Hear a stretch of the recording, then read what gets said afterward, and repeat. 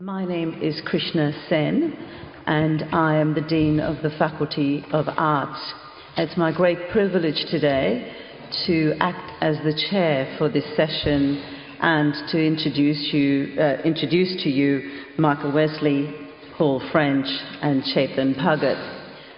If you know the work of Michael Wesley or Paul French and Chetan Bhagat, you will know that the three men, and I was thinking of calling them the three wise men in the neighborhood,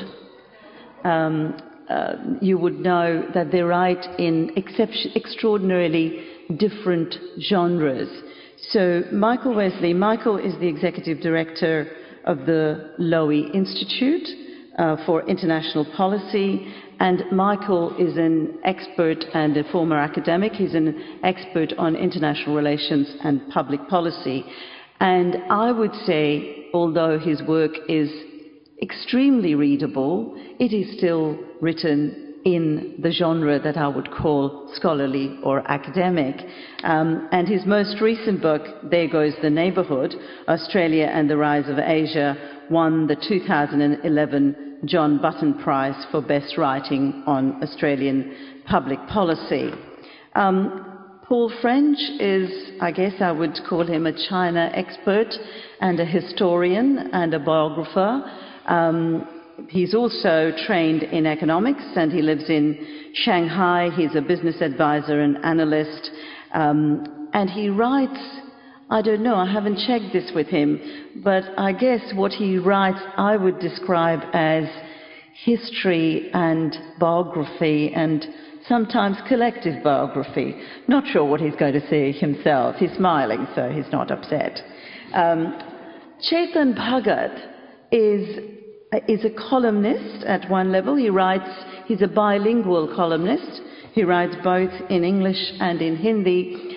And Chetan, again, I have not had a chance to check this with him, but I think he has created a genre of popular Indian writing in English language, because most Indians who write in English write in the genre that we would call the kind of big L literature, whereas Chetan's books are extremely popular.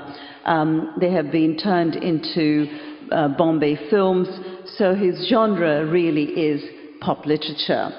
So we've got for you these three people to talk about the neighborhood and what's happening in our neighborhood. But what they have in common, I think, is twofold. First of all, they're all intensely acute observers of our neighborhood in just the region to our north, China, India, and everything in between and around those two huge masses of land. And they have something else in common.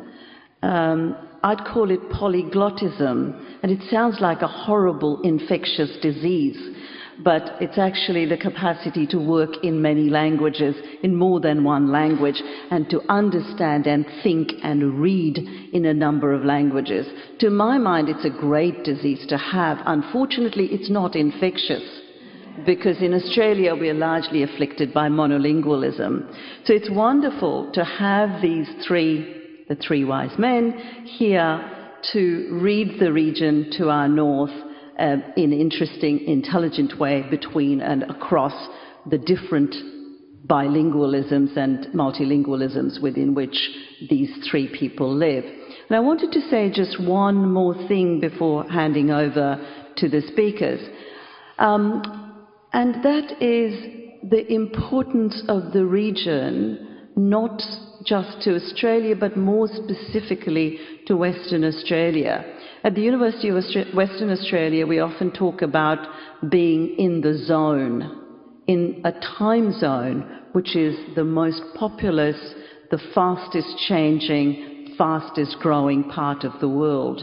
Now, if Paul came to us directly from Shanghai, where he lives, he wouldn't have had to adjust his clock, his watch, at all. the time here and the time in Shanghai and Beijing is exactly the same. And if Chetan flew in from Bombay, which I think he did, he would have only had to change his watch by about 2 hours. Michael, unfortunately, came from the eastern states, and this being summertime, he had to adjust it by 3 hours. Most of us measure our life in time. We grow old, we do a day's work, we teach an hour, and we read for 3 hours when we have the time. In that context, it is terribly important for Western Australia and for Perth to be understood not as this little place on the edge of Australia, but as a place just across from the most thriving, most intense, increasingly important and interesting region of the world. So to talk to our neighbourhood, starting with Michael, because he came from such a long way away. Michael. Well, thank you, Krishna, I think. I grew up in Queensland, and see, even that gets a laugh. We used to talk about people from the southern states that used to come and settle in Queensland as Mexicans. What do you call people who come to Perth from the eastern states? Easties. Easties, okay. Refugees, something like that. Well, it's a great pleasure to be here, and at any moment Harry Potter's going to fly in and call an end to all of this, so I better get on with it. I wrote the book that I wrote and that was published last year because I was becoming increasingly concerned that here in Australia we were using terms like the rise of Asia, and now we've got the term the Asian century, and we were doing it in a way that really cut off any other thought about what that meant. I think in Australia we tend to think, and at the Lowy Institute we do quite a bit of public opinion polling about what Australians think about the rest of the world. I think some of our pollsters even made it over here to Western Australia, and they're still lost over here somewhere. But what we picked up in our polling is a remarkable optimism about the rise of Asia among Australians. People tend to look at the rise of Asia and think that it's all upside, it's all good. And I wrote the book to try and reach behind what these phrases actually hide when we just use them, and we use them in a very simple-minded manner. And in doing research for the book, I came across some really quite startling and quite challenging evidence. The first one is that Asia, since the arrival of European colonialism, has been a continent of largely disconnected sub-regions. So we talked about Northeast Asia, we talked about Southeast Asia, we talked about South Asia, and we talked about the Middle East. And largely these sub-regions had more intense relations with other parts of the world than they did with the other sub-regions of Asia. And we came in this country to be wedded to this idea of the Asia-Pacific.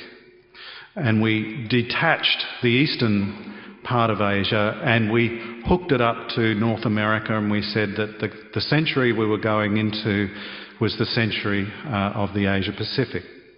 So I started looking at some of the trade figures and some of the investment figures, and I started in the year 1990, which was really the year of the height of Asia-Pacific rhetoric. And what I found was quite remarkable, that trade between Asia and North America, or Asia and the Americas, in the 20 years after 1990, trade between Asia and North America increased by 3.25%. But in that same period of time, trade between East Asia, South Asia and the Middle East increased by 6.25 times. So trade across Asia was growing much faster than trade across the Pacific. And this was during the age that we all heralded as the Asia-Pacific. The results and the data are even starker if you start to look at the investment trends. So now we have the situation where Saudi Arabia's greatest customer for its oil is not the United States and it's not Europe, it's China. China and Saudi Arabia now need each other in a much more vital way than Saudi Arabia ever needed the West, and the West ever needed Saudi Arabia. And I'll tell you why. The trade between those two countries really underpins their domestic stability in important ways. The Saudis need Chinese oil demand, and they need growing Chinese oil demand because they need the money to basically hold their society together. And in a funny way, the Chinese also need Saudi oil and the dependable supply of relatively well-priced Saudi oil to keep their society together. So these are very important relationships. So what I concluded was that what has happened over the last 20 years is the reversal of a 500-year story. When the Portuguese first came around the Cape of Good Hope at the end of the 1400s, they put an end to, really through violence and piracy I might say, a very old trade that had plied the waterways between the Persian Gulf all the way around to the islands of Japan, taking in Southeast Asia, India and the Korean Peninsula as well as China, southern China. And the Europeans followed the Portuguese and they divided Asia up among themselves. Well, what has happened with the growth of the very big Asian economies is that you've started to see what I call the Indo-Pacific Highway start to become the most important trade and investment highway in the world. Now, why that is important for Australia is that it starts to bring the central dynamics of world history much closer to our shorelines. Geoffrey Blainey, 25, nearly 30 years ago, wrote a book called The Tyranny of Distance, how distance from Europe shaped Australia's history. I think rather than a tyranny of distance, we had a luxury of distance. We were so far away, we could decide when we wanted to get involved in the big conflicts in the North Pacific and the North Atlantic, and on what terms we wanted to become involved. That is an era that has come to an end. We now have left the era of the luxury of distance, and we are now entering the era of the tyranny of proximity. Even the smallest choices that Australia makes are going to be very, very jealously watched by very big and very powerful countries around us. So when we decide to put 2,500 US troops cycling through Darwin, which in objective terms really is quite meaningless. It's strategically meaningless. It's not as if the Chinese are going to quake about 2,500 US Marines in Darwin. But the Chinese and the Indonesians and others start to think, what's actually going on here? This may not be materially an important thing, but in a symbolic sense, the Australians are doing things that we don't like. When we didn't sell uranium to India, the Indians refused to believe that this was because of Labor Party policy platforms. They thought we were being put up to it by the Chinese. Then when the Labor Party changed its mind last December, the Chinese decided that they'd been put up to it by the Americans. These are the sorts of jealous times we live in, and this is why we need to start taking the neighbourhood much more seriously than we have before. Thank you very much.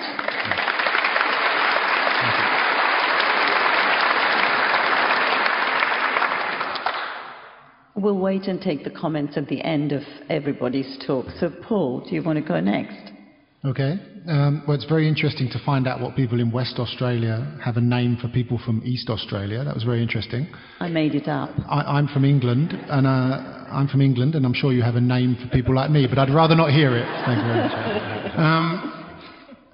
I'll talk about something slightly different, I think, which is sitting in Shanghai and watching China rise economically and in terms of political importance for the last 20, 30 years, and also then looking across at India and what's been going on there, and how we see the two. I see the two, I think it's never helpful to lump the two together.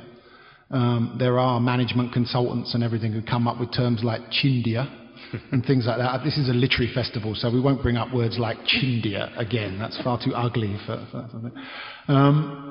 I think that there are two things that we have to watch with India and China. And one is infrastructure, because you're not going to be able to build out and realize your economic potential without some serious infrastructure. You need that. Every country in the world that's made the industrial and technology curve has had to have good infrastructure. And the other one is some form of representative democracy. It doesn't have to be the Westminster model, and it doesn't have to be the American model, it doesn't have to be the Indian model, but it has to be some form of allowance for the majority of the people to take part in decision-making in the country. Those are the two hurdles that countries have to get over to realize their full potential. And it seems to me quite clear that China has got over the infrastructure hurdle. They have managed to build the ports that mean that all of the iPods that are made in China can be shipped out to you, and everything else that you want, your towels and just about everything in your house, everything you're wearing. I mean, you know, this is an old argument about China, right? But they've got the ports to ship it out. They've got the airports to ship it out. If you fly in, I flew from Shanghai to Perth. I'll tell you who's got the better airport, but you know already who's got the better airport, right? You know, they've got the expressways that link up the cities. They've also got the internet infrastructure. Despite all the great firewall and everything around the internet, it exists in terms of the processes of business. They've done that. Chinese are good at that. They know how to do the hard stuff. Service, forget it. All right? That's a big learning curve. But they've got the hard stuff. The Indians, of course, the infrastructure is, frankly, not very good. The airports are not very good, the roads are not very good. All of that has yet to come. But they have jumped the hurdle of democracy. They have got themselves a vibrant, messy, fun, argumentative democratic system that Chetan knows a lot more about than I do, but it's fascinating to watch even a glimpse of it. It's almost as messy as, I don't know, Rudd versus Gillard. I mean, it wouldn't get that bad in India, surely, but you know, it's kind of messy. And they've done that. My problem is that I think, and I'm not here to defend China, obviously, my problem is I think that the democracy is the more difficult hurdle to get over than infrastructure. India can do infrastructure.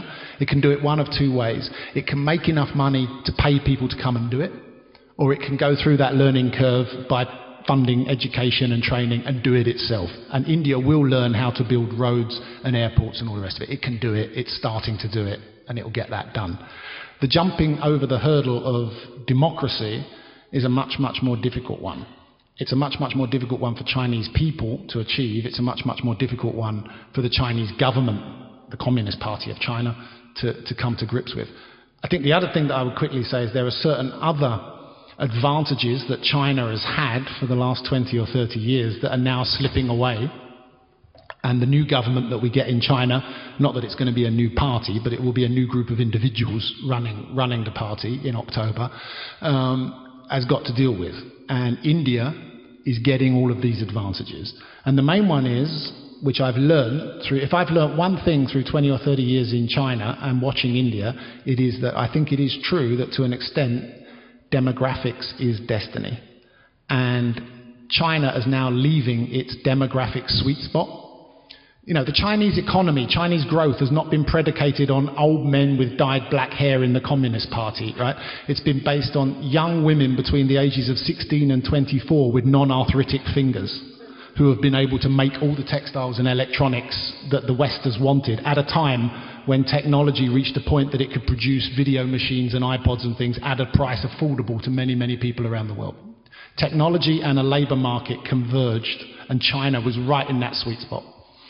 That is no longer true. Urbanization is slowing down. The number of people that are able to go and work in factories is slowing down. The society is aging. Shanghai is now the second oldest city in Asia outside of Tokyo.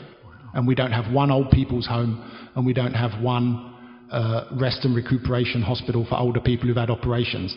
That's a city with a population of 23 million people, which I think is 1 million more than you've got in your whole country. right?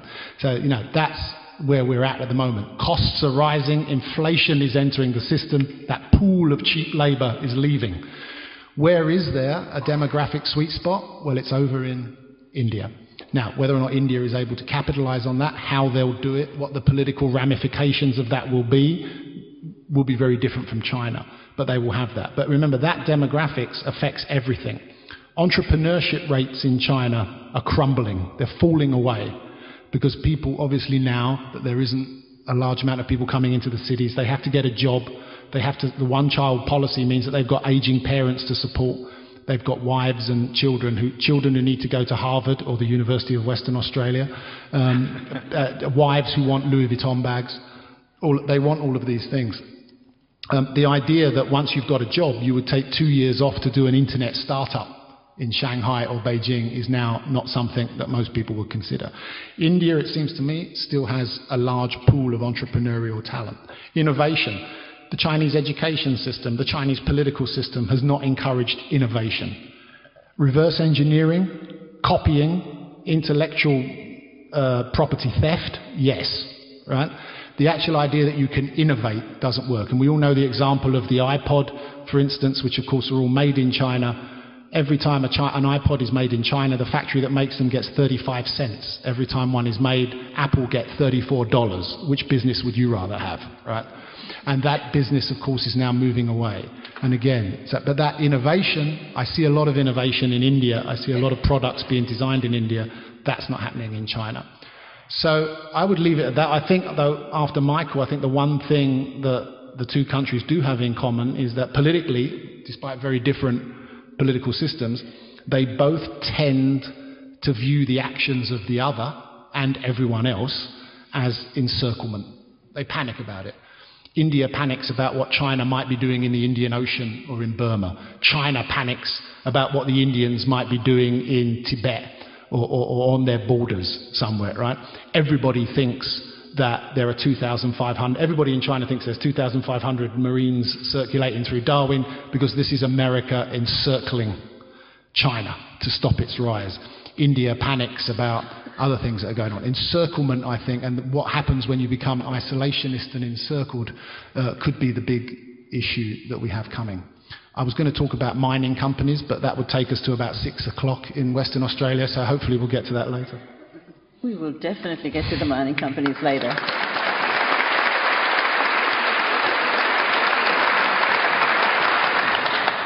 Thanks, Paul. And Chetan, I think Paul's given you a great entry. Okay.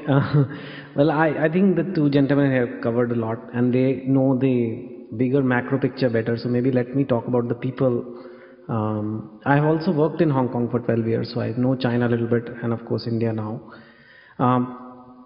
Like what he said, there are some fundamental differences in the way Indians are as people, and in some ways it's similar to Australians, a little bit lazy and, you know, a little bit it doesn't really matter kind of attitude, which is good and bad in some ways, and I'm going to talk about that. You know, what I have seen in India and after is, yes, there is a democracy, and that is, I agree with him that it's going to help India in the long term, because I think in China there is a Egypt revolution that will happen. It's just that the state is so powerful that it's quite inconceivable right now. They have put firewalls on the internet, but as the economic disparity rises, some things got to give someday. It will not be something it will all be stable, but it will just suddenly happen. It could happen in 5 years, in 10 years, and that hopefully won't happen so much in India, because that's happening every day, right? It's chaos, and I think the Rudd, what's her name? See, nobody even knows her. So that's nothing. That's like a joke, actually. Like, we have opposition parties. I'm sure you've heard of Sonia Gandhi being referred to as the Italian woman from hell in newspapers. It's okay, and it's kind of fun. It's a lot of fun to be a writer in India right now, because you can get away with a lot, and that somehow keeps things in order, because it's cathartic, you know, when you vent, when you complain, when you shout, when you do those things. If nothing else, it's cathartic. It lets the emotions out. I don't know where the Chinese emotions are being let out, you know. Where is their catharsis? Art is controlled, media is controlled, people are controlled, social networks are controlled. Without that catharsis, they're bound to be, something's got to be, I mean, they can't just be all happy making iPods and going home. I mean, it's just not possible for human beings to be like that, like little elves making their toys, and it's just not. They are not Oompa Loompas, right? So I just saw that. My kids saw that. Loved that movie, by the way. But the problem with India, so that doesn't mean India is great. Like I said, the infrastructure is in crumbles, and I think it's okay to say it now. It's a damn corrupt place. It's very corrupt. It's like, I don't know, I have lived in many countries and I've been to maybe 30 odd, but I have not seen a place as corrupt as India. And I still love my country, and if I'm a writer, I can live anywhere. I still choose to live in Mumbai. But it's beyond me how a whole society feels it's okay to just pay for almost anything. You can pay to get a doctor's degree, you can pay to get a railway ticket, you can pay to get, most elections, it's so-called democracy, are won by political parties giving out liquor bottles to voters. It used to be 1 whiskey bottle per vote, now it's gone to 6 bottles per vote. So that's economic growth for sure, but it's still crazy. Because, and why it's become 6 whiskey bottles now is, the money you can make by being a politician is so much more, because of analysts like them telling go invest in India, go invest in India, and the moment you enter India, you have to pay your dues to the local authorities, and therefore to be in power will make you so much money that you can literally buy the votes, and it's like a mass bribing going on, and that's again, that's not a good democracy. It's also a democracy that lacks any accountability. This is what happened. The British left 60 years ago. It's always the British fault, right? They started it. So they had made a system which was basically inherited. It was the equivalent of copy-paste. There wasn't copy-paste at that time, but type and type kind of thing at that 60 years ago.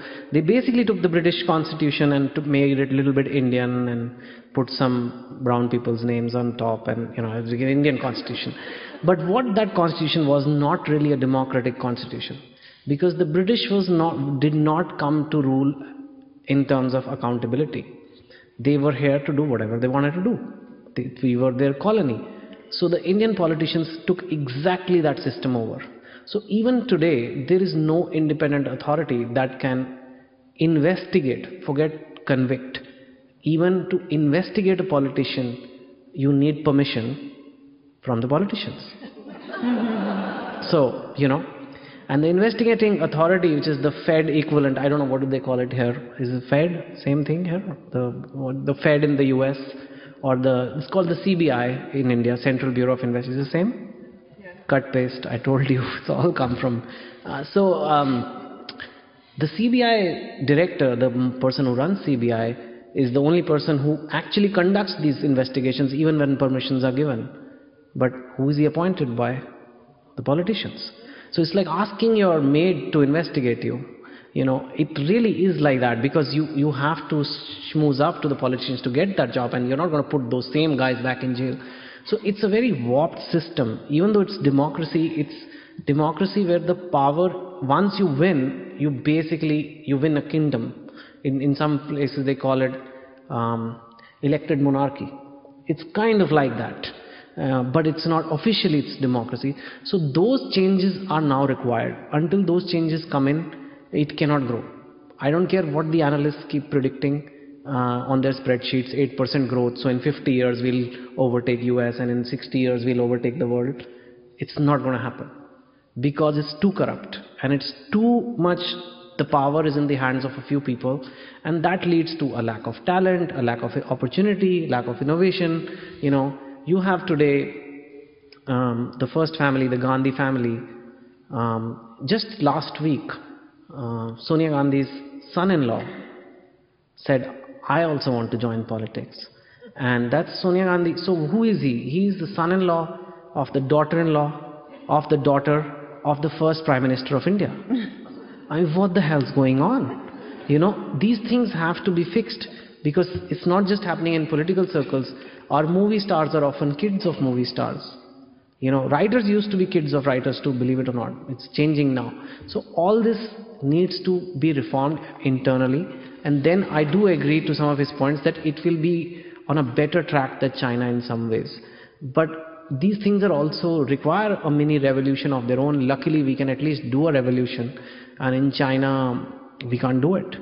And that revolution was a little bit done, if you've heard of the Anna Hazare movement last year, which became very big, where this old man went on a fast to get a ombudsman law passed, which is the Independent Corruption Authority law. So all that will determine how India is. I want to talk a bit about India-Australia relations. How many are coming for the keynote closing address tomorrow? Okay, so there's a little bit overlap, but you know, it is important I talk about I think there are many commonalities between India and Australia. One is, of course, the English language, which is a big plus, because two countries who speak the same language, a lot of Indians are learning English now, and it's, in fact, one of the reasons my books have sold is because of the growth of English, and it's a very, very aspirational language considered, so it's a big draw. The democracy, the fact that we have both kicked the British out is a very big commonality, and it always makes people friends. Although you guys not technically didn't kick them out. I don't know how it worked here, but and then of course the you know, cricket, which is there. But you can't defeat us so badly just because we come to Perth. Clobber us. What was that all about? It's supposed to be a friendly match. You have to like say, okay guys, you win, it's okay. You know, so we're going to talk about that separately. If it was India, we would have fixed the match by buying a few.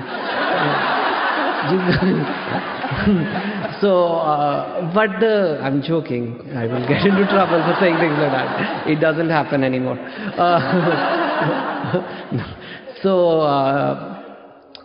But you know, the attitude I mentioned in the beginning, there have been incidents last year about some students getting attacked in various parts, and it has distressed me a lot, because I have covered Australian companies. I told you I must have come to Australia 15-20 times, and I have never seen a friendlier nation. I guess you guys are too friendly. You always wonder what's the deal. Are you going to pick my pocket or what?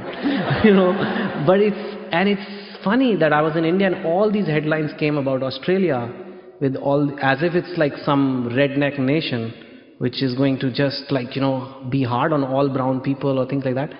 And at the same time, the tourism department of Australia came to me separately, and they were saying that, you know, they needed some help trying to get tourism up from India to Australia. You know, only 50,000 people from India visit Australia every year, which is not a big number for India. I mean, it's like maybe that many Indians are born in an hour or something. So, but no, just to compare, a few million go to Europe. And they came to me and they said that they want to increase, and let's do a campaign, and we'll show beaches and the Great Barrier Reef and, you know, all those various things. But the issue was the fear in the mind of Indians, that what's going to happen to me when I go to Australia.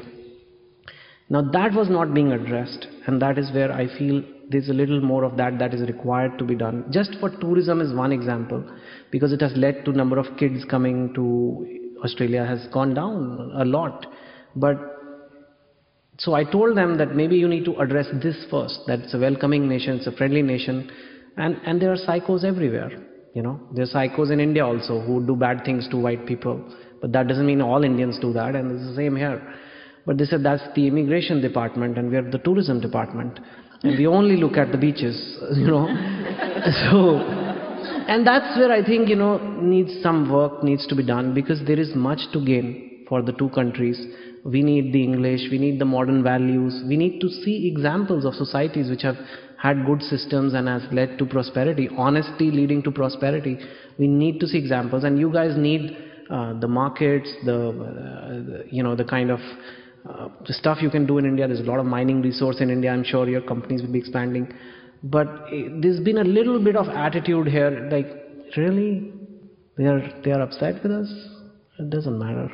You know, it should not be like that, because it's a very important country. India is for you going forward, and so is China, and so is Australia for us. So I think that little bit of work in that direction, if some public opinion can be there, that we need to firstly have good relations with India and China. Whatever the system is, whatever the way we'll grow, even if your growth rate is 8% or 6% or 10%, you don't decide that we'll be friendly with them because they are growing at 10%. You just be friends with people because that's how you are. So I think those are some of my thoughts of this.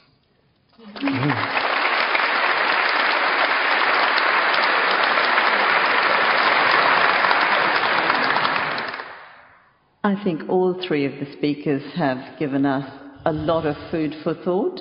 There are roving microphones, are there? There's one there. Anybody? Thank you. My question is for Paul. From what you said, Paul, it strikes me that we should have a much more independent foreign policy.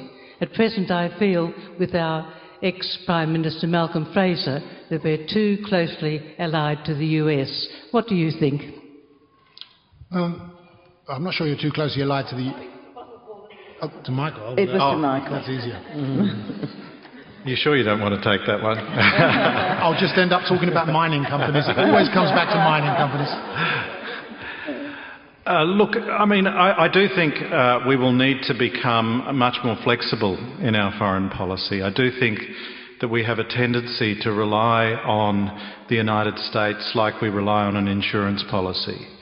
And you know, I don't think we can count on the United States always being there.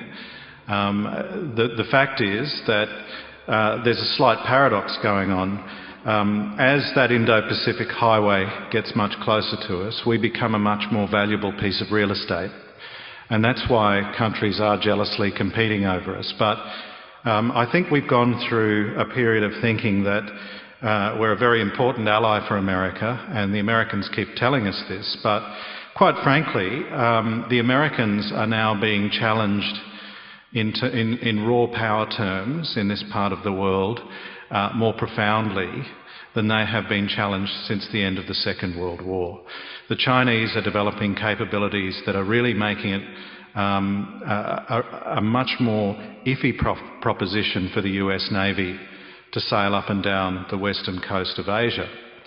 So in that situation, particularly given that America is broke, America is looking in this part of the world for countries that are able to help it maintain a dominant position in this part of the world.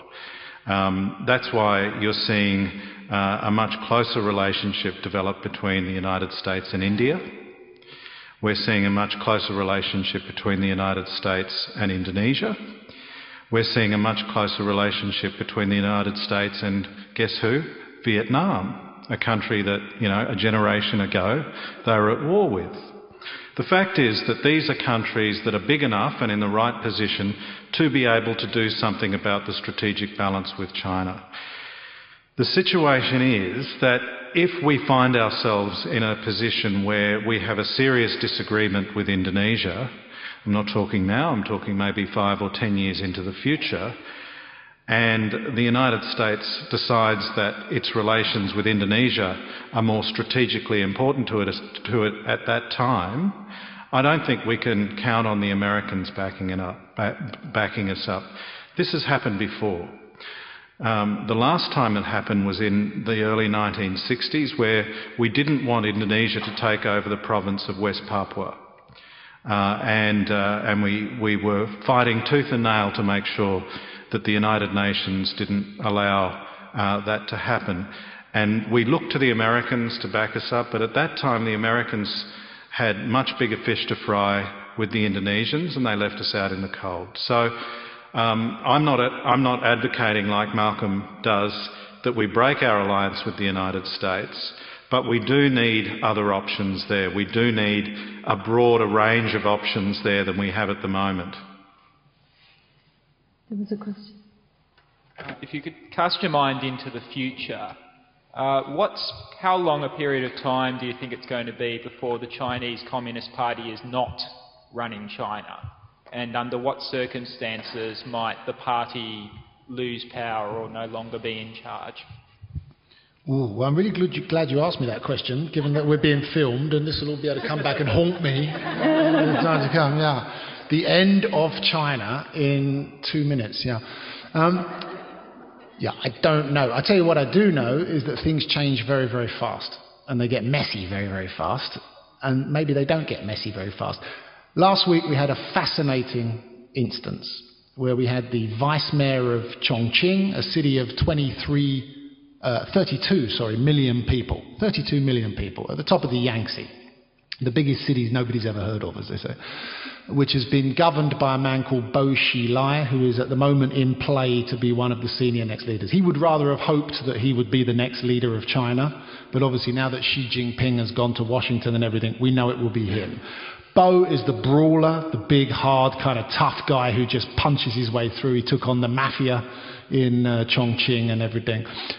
Xi Jinping is the technocrat, the guy who will try and smooth his way through things. His vice mayor walked into the American embassy, American consulate in Chengdu, and we think, we don't really know, asked for political asylum. He didn't get it. There's a new Chinese word that we've all learned, which basically translates as undergoing healthcare while on vacation. This is what is happening to him. The joke, of course, is that does it involve toenail removal at all? He clearly is in a bit of a problem. We have never seen a crack like this in the Chinese Communist Party since, I think it's fair to say, the early 1970s, when Lin Biao's plane went down over Mongolia and everyone knew that Mao arranged for that to happen at the start of the Cultural Revolution. We've never seen the slightest crack in the party. We've not been able to get into it. The way that Chetan or someone can go and dig around in the BJP or whatever, or the different political parties, we just don't get to do that. So what's going on, right? Clearly there's a problem. I think that the way to understand the Chinese Communist Party is two ways. One is what goes on after October when the politics changes. We've had 30 years of solid growth. Growth predicated on that demographic sweet spot. Growth that has basically not cared about the environment, so the water, the air, all of that, no one's cared. It's just grow, grow, grow, get money in people's pockets. And after 89 and Tiananmen, the pact was, we will deliver growth, we will deliver a better life for you in monetary, financial terms, you leave us in power. And that pact has basically held. A middle class has been created, peasants have got their land, it's not been a disaster. Now, once we change the government, given that the demographic sweet spot has moved, given that the world economy has changed, the next 30 years cannot be about volume growth again. If they are, they will break the environment. I think that some Chinese think that that's what they're going to do, which is why they're buying property on the Gold Coast and Vancouver and Battersea and anywhere else. They think that if they break the environment and it gets to a point where you just cannot drink the water, you cannot breathe the air, then get on a plane, get on Qantas and go up to Brisbane or Cairns and sit there wondering what the hell you're going to do if you're Chinese, obviously, because they're not big surfers or scuba divers. So that's one problem. The other problem, which I think is more encouraging, is I've been fascinated to watch the internet when we just had the elections in Taiwan. The Chinese government always suggests, it never says it outright, but it always suggests that the Chinese people aren't ready for democracy. The Chinese people they're not like other people. They can't really do democracy. And would you want something as messy as India? Or maybe they're saying Australia now or whatever. Do you want something as messy as that? Well, that's all. A lot of people have bought into that argument. But then we just had an election in Taiwan. And it was 51% for the Kuomintang, which is the political party of Chiang Kai-shek and Sun Yat-sen that ran China before 49, and 49% to the opposition party. 59-41. That would be very contentious in most countries, even very developed democracies. There wasn't a car burn, there wasn't a riot in Taipei, there wasn't recriminations, there wasn't gangs out on the streets, there wasn't anything like that. It was accepted, the Kuomintang is back in power in Taiwan to negotiate things.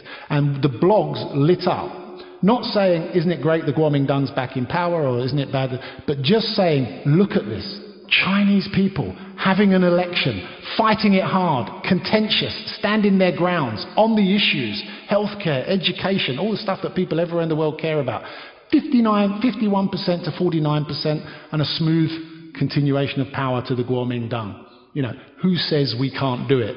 And I think that will have kept the Communist Party leaders awake more than some peasants revolting or revolting peasants, whichever way they think of it. You know, so I still think that everything's to play for, and it could go either way. The floor is yours. Yes. Thank you. I suppose my question is directed to Michael Wesley, but I suppose it speaks to some of Paul's recent comments. In a Lowy policy brief last year, Alan Dupont said that there is no doubt that a subtle process of conditioning is already taking place in which Australian business and political leaders are becoming more sensitive to Beijing's concerns.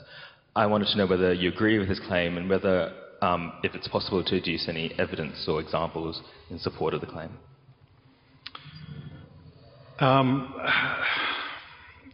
At the Lowy Institute, we write as individual authors. There is no Lowy Institute policy on anything. Look,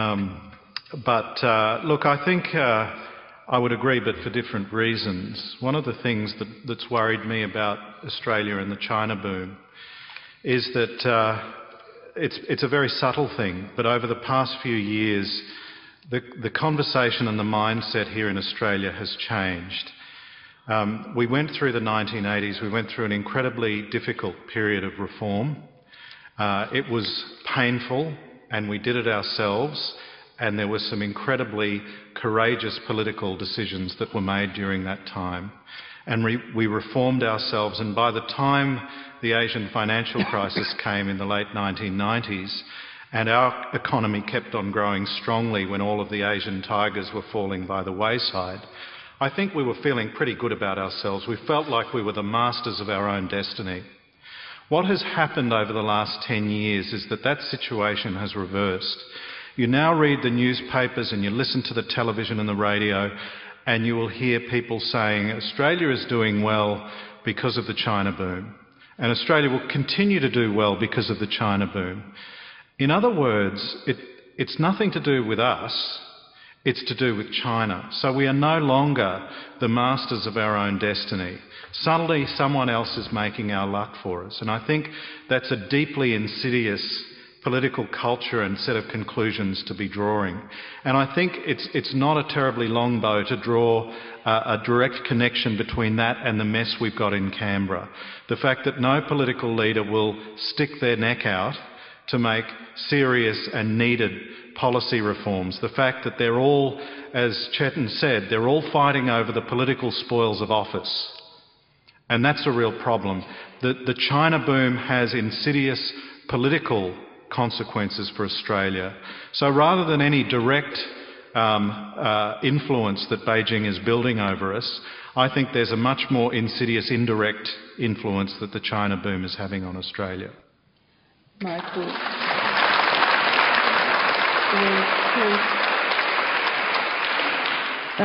Chetan hasn't had a chance to make comments, so a quick 1-minute comment, and then we have to bring this to an end. Okay. Well, I mean, I'll be very frank. I think Australia underestimates itself a lot of times. You guys are, maybe you're too chilled out or just doesn't really matter. But I really feel you guys underestimating yourself. Some of it is, sometimes you say we don't have that many people, we're only 20 million people or whatever. But how many Jewish people in America? And look at the influence they have in this world. You know, sometimes you say, well, we're too far, which really doesn't matter these days. You know, it's all information age. And the third thing you don't realize is you have a lot of commodities, which is a huge, huge asset. You know, China can't do without you. You can still do without China because you can sell those commodities elsewhere. There is a risk, like others pointed out, that your foreign policy will be dictated by the big brother. I think US and UK are countries you should trust. Absolutely, they're very good countries. But you don't want to end up becoming one of those Middle Eastern states who are basically run by the US and, you know, in the semblance of independence. And there's a lot of good values Australia has about the environment, for example. And the world keeps forgetting that.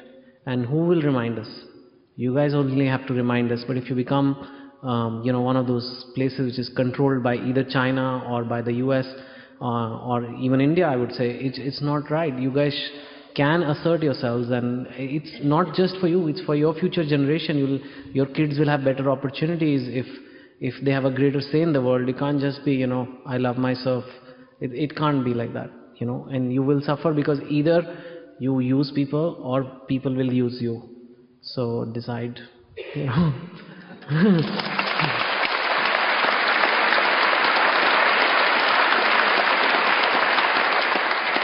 Thank you very much to all three of the speakers for scintillating talks, and thank you for a very, very engaged audience participation.